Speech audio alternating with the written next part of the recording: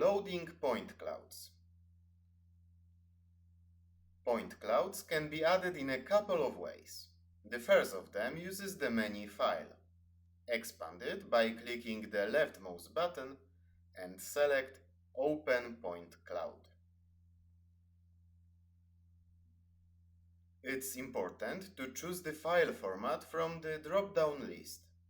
Option All supported formats allows us to select all data formats that can be loaded as point clouds.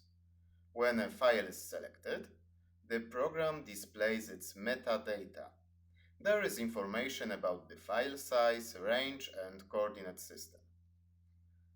After selecting, the files will be converted to inside the Limon format and saved in the cache on the drive or directly in RAM memory, depending on the settings.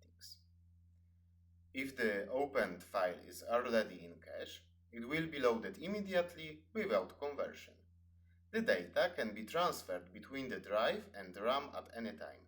Right-click on the cloud and select Move to RAM HDD. The selected option is indicated by the icon located next to the pad of the cloud. Data can also be loaded in the Project Manager window. Right-click on the type of data to be loaded, in this case point clouds, and choose Add. A data selection window comes up. It's possible to select any number of files of the relevant format from the folder and load it into the program simultaneously.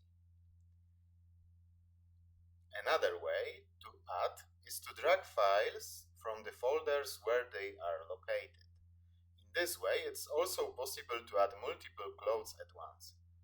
After loading the clouds, all added files are listed below the point cloud field.